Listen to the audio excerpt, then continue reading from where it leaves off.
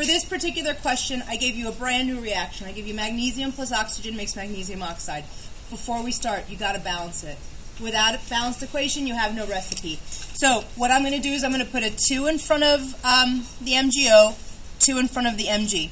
This is an easy one to start with. It asks, how many moles of MgO are produced from 3 moles of Mg, 5 moles of O2? Which substance is in excess? How much is left over? So we have 3 questions there. We're going to answer them in one fell swoop by filling out this table. All right? So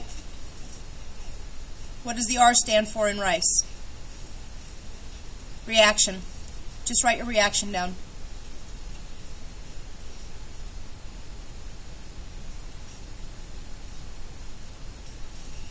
What does the initial stand for? Initial. Your initial what? Quantities. In what unit? Moles. Did they give it to me in moles? Hey, lucky me.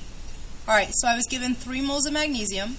I was given 5 moles of oxygen. If it's not in mole, if your given quantities are not in mole, you have to convert them to mole. So if they gave you, say, for instance, liters of a gas at STP, what would you do first? Divide by 22.4. If they gave it to you in terms of molecules, divide by Avogadro's number. If they give it to you in terms of grams, divide by the molar mass. So it's always dividing to get that number into the appropriate form to go into this first box. All right, how much magnesium oxide do I have present initially? 0. All right, what about the C line? What does that stand for? Coefficients. All right, so I'm going to draw a horizontal line here. What am I going to write here? Minus 2x here. Minus 1x here. Plus 2x. So far, so good? Okay, we're almost there. Almost done. I'm going to do this in a different color because I want you to realize that this is a side calculation. All right? I'm going to take this number, just the first one I see in the first column, and I'm going to multiply it by 1/2. All right, so 3 times 1/2, how much is that? 1.5. All right?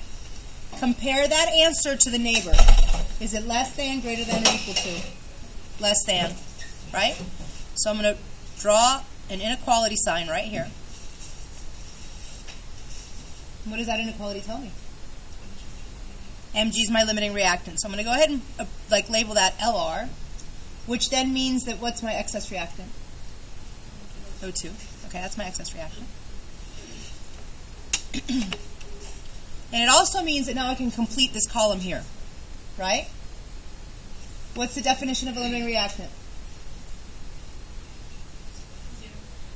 It's what runs out. So I put a 0 here at the bottom. Do I have a completed column? When I have a completed column, I can write an algebraic expression. What is that algebraic expression? 3 minus 2x equals 0. Excellent. All right, so let's go ahead and solve. How much is x?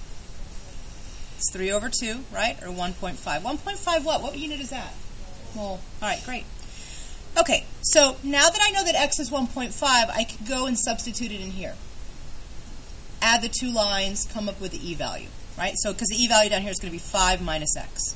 So 5 minus 1.5, how much is that? 3.5. What unit? Mole. All right, and then over here, this column is going to be 0 plus 2x, or 0 plus 2 times 1.5. How much is that? 3 what? Moles. And I've answered all those questions. All right, so how many moles of MgO do you make? 3. Who's excess? By how much? I've got 3.5 left over. If I put some more magnesium in, I can get the reaction started again. All right? Okay, so you would expect a question like this on the FRQ. Let me show you how they could ask this question in the multiple choice. So in the multiple choice, they might ask you to represent this pictorially. All right? So they'll say, draw a picture representing the particles before the reaction and the particles present in the beaker after the reaction. Be sure to represent the given quantities and the stoichiometry of the reaction. All right? So I'm going to grab a couple of different colored markers here. All right, so what was in the beaker before? Would those be those initial quantities? Right? So the initial quantities would go down here. So I've got magnesium. How should I represent it? If I were to draw it, what would I draw? A ball. How many balls? If I'm representing stoichiometry 2, how many balls of magnesium was I given? 3. So I would draw something like that. That's my magnesium. What else is in the beaker initially? How many balls? 10. In groups of 2, right? There's 1. Well, there's 2, there's 4. There's 6. There's 8. There's 10. Why didn't I draw 10 individual balls? Because it's diatomic. All right, but so there's 5 molecules to represent the 5 moles. So this is my O2. All right? What's present afterwards? Where does the afterwards come from? Where does that information come from? The bottom line. All right, so do I have any magnesiums here at the bottom? Okay. Do I have oxygens? Yeah. Oh, how do you represent 3.5? That's going to be rough. I mean, should I do this? Should I do this? Look, should I do this? Should I do that? No. I shouldn't. You know what I'm going to do? I'm going to double this stuff on the left-hand side.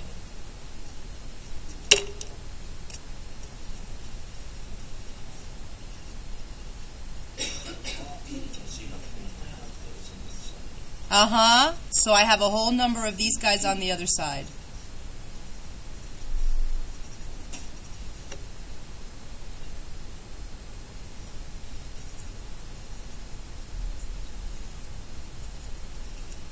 Because one ball does not O2 make, right? What's that? 1, 2, 3, 4, 5, 6, 7, 8, 9, 10. Yeah, hang on. 1, 2, 3, 4, 5, 6, 7. Oh, I went 1 too many. There should be 7 over here. 1, 2, 3, 4, 5, 6, 7. Let me put some white on this. I miscounted, sorry. On the left, 7 on the right. All right. What else is in that beaker on the end, after the fact? MgO. How many of those? 6 of those. So here's Mg. Hang on. Let me just do the Mg part first.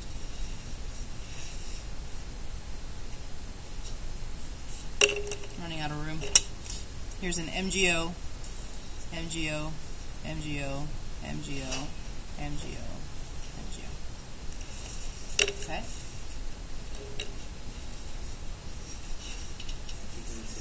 What's wrong? Oh, yeah, well, same color's not going to work, so you here. Okay, Steven. Let's highlight one. Okay. All right, so they like this a lot on the multiple choice. They give it to you pictorially. And the key here is you need to understand that you don't just have MgO at the end, you also have that oxygen that hasn't been used up floating around. Okay? Are we good? Okay, let's do another practice one.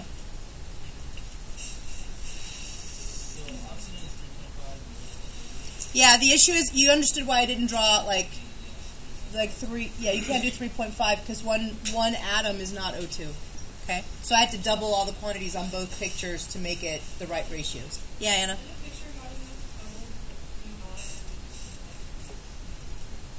What do you mean? How do you know if it's doubled? Yeah, because the formula is O2, it's not O. So I couldn't draw just one ball. So I doubled it so that it was a whole number. Okay, well, what I would do is look at the pictures that they have in the multiple choice, right? And come up with a simplified ratio of what they show you in the picture, and make sure that the ratio matches the ratio of the coefficients that were given to you. And then do the same thing for what's at the end. Come up with a ratio and make sure that that ratio matches the ratio of the numbers at the E line in the rice chart. Okay. All right. Okay, let's do one a little bit more complex, a little bit more like the example that I gave you in question number 13. All right, so how many grams of MgO are produced from 12 grams of magnesium and 25 grams of oxygen? So let's go a little bit deeper here. All right, so chart again, right? What's the R? So the reaction's 2Mg plus 1O2 yields 2MgO. What's my initial quantity? Well, it's 12.9 grams of magnesium and 25 grams of oxygen, and that's not good enough for my rice chart. I really do need to convert it. So let me grab a periodic table here because I can't see that one from where I'm sitting. All right, so how do I convert magnesium to moles?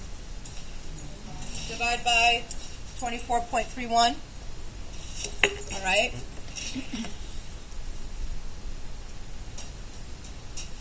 And then oxygen, what would we divide by? 32. Okay, great. So how much magnesium do I have initially? Magnesium oxide? I'm going to put a 0 there because I shouldn't have made that at time 0. That's before the product has been made. All right, so 12.9 divided by 24.31, I get 0.531 moles. And then over here for oxygen, 25 divided by 32, I get 0.781 moles. All right. What goes in the C line? Here. Here. Minus 2x here. Minus 1x here. Plus 2x. Okay. Side calculation time. I'm going to take this first value. What will I multiply it by? 1/2. All right, you don't really even need to do the math fully in your head, right? Half of 0.5 is going to be smaller than that. You don't have to know what the exact value is, but you know it's smaller, right? And so now I'm going to draw an inequality. What's my limiting reactant? Magnesium is my limiting reactant, so let me label it. I'll go ahead and label the excess reactant. What do I place down here? 0. Okay, now I have a completed column. Let's go ahead and write this expression. So 0.531 minus 2x equals 0. All right? So x is going to be half of that. So what is that? 0.26. 0.2655. So rounded to 3 sig figs. 0.266. All right, and now that I know what that quantity is, now I can go back and substitute it here and finish filling out this column. This column is going to be 0.781 minus 0.266, or 0.515. And then this column is going to be 0 plus 2 times 0.66, or 0.532. What unit are these in? Moles. Let's go ahead and write the word mole at the end so we know. Is that what they wanted? Go back to the question. Is that the unit that they wanted? No. What unit did they want? So how do we go back to grams? Multiply by the molar mass. So the molar mass here, I already calculated it when I went in, so I don't have to calculate it again. It's 32, right? This one I do have to calculate. It's 24.31 plus 16, or 40.31. And so I just have to multiply out to get back to grams. So let's see. I get 16.5 grams here. And over there, I get 21.4 grams. All right? Done. Let me put this in the camera so you can see. So that was off screen.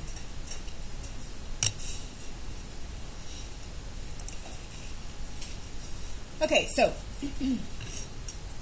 one last thing we have to learn about is something called percent yield. And percent yield's really easy. Okay. in general.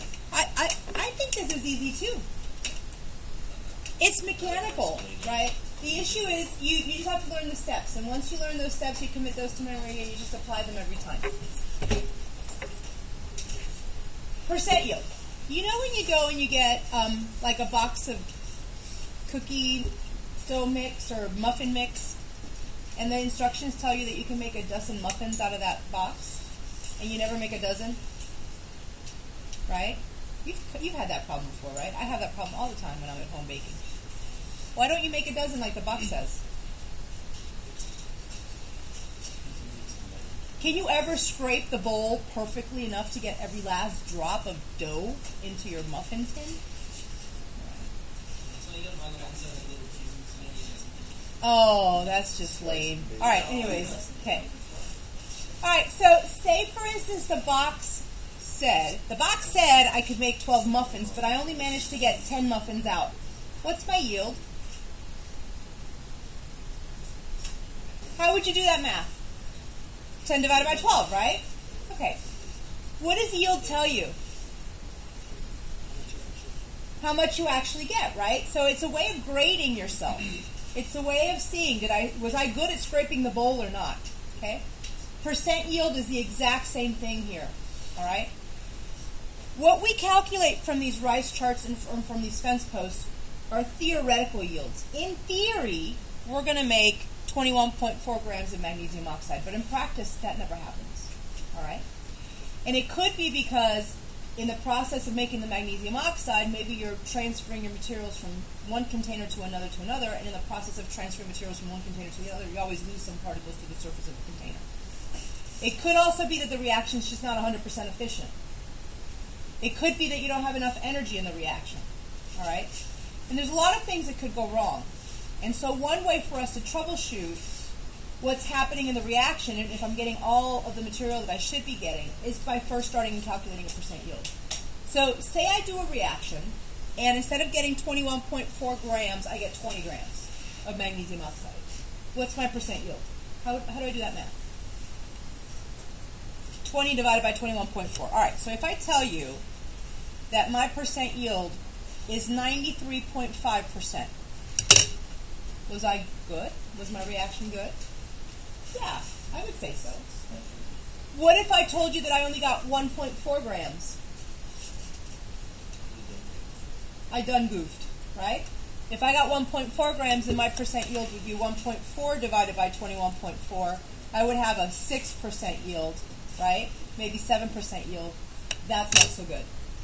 So knowing that the percent yield was 7% tells me that there's a problem with my process. Maybe I need to figure out how to make this magnesium oxide with fewer containers. Or maybe I shouldn't give this experiment to my clumsiest lab partner who spilled half of it on the floor on the way to the scale. All right? Or maybe there's something missing. Maybe I forgot that in order to get that to happen, I needed to add energy. By the way, with synthesis reactions, you got to add energy. So that's one thing we never talked about when we were writing those products. Okay? So maybe I need to do this in the oven. There's a lot of things you can tell from percent yield.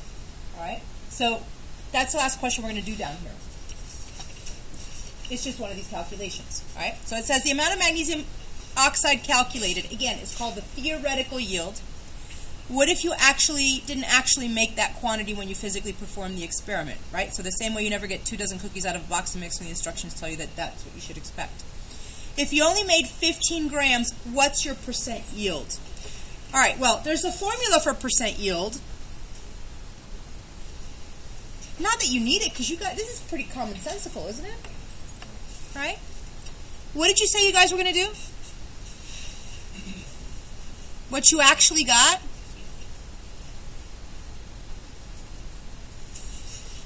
Over what you were supposed to get?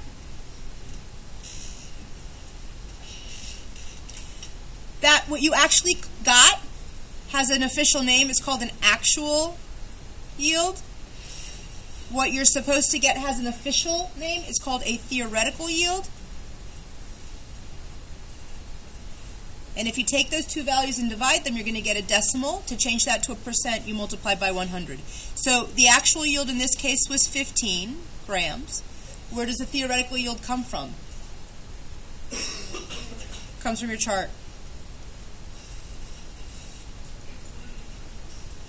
Well, if we're talking about magnesium oxide, it would be the E line for magnesium oxide.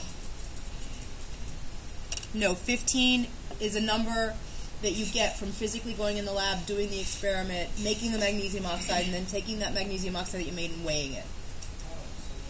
So sometimes the actual yield is also called the experimental yield. So you'd have to do an experiment to come up with that numerator. All right? So 15 divided by 21.4 times 100, what do we get? 70%? That's not so bad.